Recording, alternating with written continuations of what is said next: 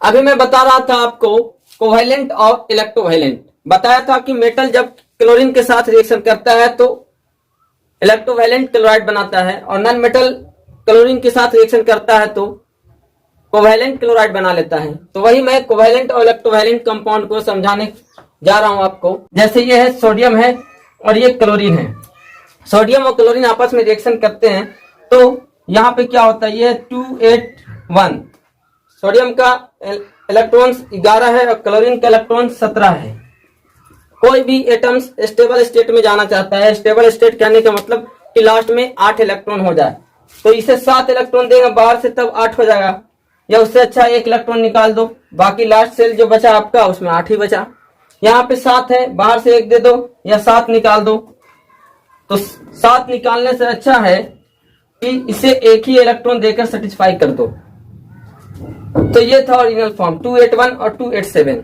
इसका atomic number 17 इसलिए 17 electron, इसका एटॉमिक नंबर 11 इसलिए 11 इलेक्ट्रॉन। यहां से 1 इलेक्ट्रॉन निकल जाएगा और इसके पास आ जाएगा, तो ये हो जाएगा आपका 8 और ये हो गया 8। यानी कि सोडियम के लास्ट में भी 8 बचाव, क्लोरीन के लास्ट में भी 8 बचाव। यानी कि एक एटम इलेक्ट्रॉन देता होगा और दूसरा इलेक्ट्रॉन लेता होगा। तो इस तरह से जो कंपाउंड बनेगा NaCl, तो ये कंपाउंड कैसा होगा आपका, इलेक्ट्रोवैलेंट कंपाउंड होगा। वही मैं लिखाया हूं, compounds formed by the transfer of electrons from one atom to another are called electrovalent compounds. जब इलेक्ट्रॉन्स का ट्रांसफर होकर के जब कंपाउंड बनते हैं तो उस तरह के कंपाउंड को बोलते हैं इलेक्ट्रोवैलेंट कंपाउंड्स। इलेक्ट्रोवैलेंट कंपाउंड्स को आप आयनिक कंपाउंड्स भी कह सकते हैं। These are also called ionic compounds. बहुत से हैं आयनिक कंपाउंड्स, अनलिमिटेड है। कुछ मैं एग्जांपल दिया हूं, जैसे NaCl, MgSO4, NaOH। इसलिए आयनिक कंपाउंड बोले हैं क्योंकि ये हमेशा आयन के रूप में होगा। जैसे NaCl है तो ये सोडियम प्लस क्लोरीन माइनस, ये है आपका NaOH, तो ये है आपका सोडियम प्लस और ये हाइड्रोक्साइड पे माइनस। यानी हमेशा इसमें एक पॉजिटिव आयन होगा, एक नेगेटिव आयन होगा। तो इस तरह के कंपाउंड को बोलते हैं इलेक्ट्रोवैलेंट कंपाउंड्स। क्या बोलते हैं, इलेक्ट्रोवैलेंट कंपाउंड्स। सिंपली इस तरह से याद रखना है, compounds form by the transfer of electrons from one atom to another are called electrovalent compounds. Next है आपका कोवैलेंट कंपाउंड्स। कोवैलेंट कंपाउंड्स किसे कहेंगे, The compounds formed by the sharing of electrons between atoms are called covalent compounds. Suppose ये है आपका CH4।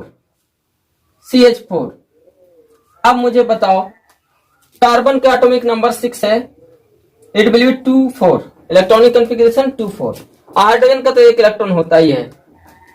Hydrogen हमेशा duplet state में जाता है। डुप्लेट स्टेट कहने का मतलब लास्ट में 2 इलेक्ट्रॉन हो जाना, और बाकी जो है ऑक्टेट स्टेट में जाते हैं, यानी कि लास्ट सेल में 8 इलेक्ट्रॉन हो जाना कहलाता है ऑक्टेट। तो यहाँ पे हाइड्रोजन डुप्लेट में जाएगा। यहाँ पे कार्बन इसके साथ रिएक्शन कर रहा है हाइड्रोजन के साथ, तो ये इस तरह से बनने वाला है। कार्बन 1 रहेगा, हाइड्रोजन 4 एटम है, देख सकते हैं ये है हाइड्रोजन 4 एटम। कार्बन के लास्ट में 4 इलेक्ट्रॉन।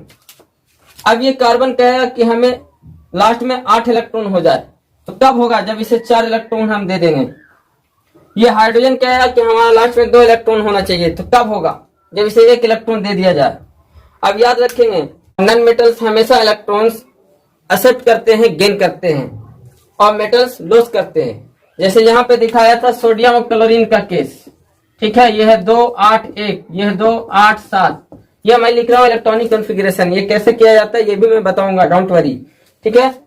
यानी कि जितना इलेक्ट्रॉन है उसी को दर्शा देते हैं, उसे बोलते हैं electronic configuration. The arrangement of electrons in the shell is known as electronic configuration. यहाँ सोडियम का 11 इलेक्ट्रॉन, इसलिए 11 इलेक्ट्रॉन को अरेंज कर दिया, 2, 8, 10 and 1, 11।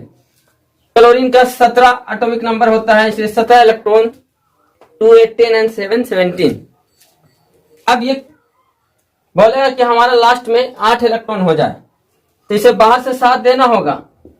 तो 7 देने से अच्छा है कि ये 1 इलेक्ट्रॉन निकाल देंगे, तो लास्ट सेल जो बचा, लास्ट सेल, उसमें 8 ही इलेक्ट्रॉन बचा। यहाँ क्लोरीन कहेगा हमारा लास्ट में 8 होना चाहिए, तो 8 कब होगा, जब इसे 1 दे देंगे। 7 निकाल भी सकते हैं, तो बाकी जो बच जाएगा वो 8 होगा। लेकिन यहाँ पे 7 इलेक्ट्रॉन निकालना बहुत ही इम्पॉसिबल काम है। इसे 7 निकालने से अच्छा है कि 1 इलेक्ट्रॉन जो यहाँ से निकला इसे दे देंगे, तो ये क्या हो गया, 8। यहाँ पे देख सकते हैं, एक दे रहा था और दूसरा ले रहा था। यहाँ पे जो है दोनों लेने वाला है, कार्बन को भी चाहिए और हाइड्रोजन को भी चाहिए, देने वाला कोई नहीं है। तब यहाँ पे क्या करेगा, यहाँ पे इलेक्ट्रॉन्स का शेयर होगा, जब इसे जरूरत पड़ेगा ये ले लेगा, जब इसे जरूरत पड़ेगा ये ले लेगा। ठीक है, तो मैं करके दिखाता हूँ। इसका 4 इलेक्ट्रॉन था ना और 4 हाइड्रोजन है, तो ये कार्बन क्या करेगा, एक इलेक्ट्रॉन इस हाइड्रोजन से ले लेगा, एक इलेक्ट्रॉन इस हाइड्रोजन से, एक इलेक्ट्रॉन इस हाइड्रोजन से, एक इलेक्ट्रॉन इस हाइड्रोजन से। तो 4 हाइड्रोजन है, चारों से एक एक इलेक्ट्रॉन लेगा, तो 4 इलेक्ट्रॉन्स लेता है कार्बन, और 4 इसके पास ऑलरेडी था, 4 लिया, तो ये हो गया टोटल लास्ट में कितना हो गया, 8 हो गया। ठीक है, तो कार्बन जो है ऑक्टेट में चला गया। अब जब हाइड्रोजन को जरूरत पड़ेगा तो हाइड्रोजन भी ले लेगा कार्बन से, भैया मैंने आपको दिया था, अब मुझे जरूरत है, आप मुझे दे दो। तो ये हाइड्रोजन एक इलेक्ट्रॉन दिया था, ये इससे एक इलेक्ट्रॉन ले लेगा। हाइड्रोजन के पास एक इलेक्ट्रॉन था, एक इलेक्ट्रॉन अगर कार्बन से लेता है तो इसका 2 इलेक्ट्रॉन हो जाएगा, तो ये डुप्लेट स्टेट में चला गया। इन द सेम में ये हाइड्रोजन क्या करेगा, इस कार्बन को दिया था इलेक्ट्रॉन, एक इलेक्ट्रॉन ले लेगा, पहले से इसके पास 1 था, एक ले लिया, तो ये क्या हो गया 2, ये भी डुप्लेट में चला गया। ये भी हाइड्रोजन सेम इसी तरह से लेगा इस कार्बन से और डुप्लेट में चला जाएगा, ये भी हाइड्रोजन सेम एक इलेक्ट्रॉन लेगा कार्बन से और डुप्लेट में चला जाएगा। तो यहाँ पे देख सकते हैं इलेक्ट्रॉन का शेयर हो रहा है, और यहाँ पे एक दे रहा था और एक ले रहा था।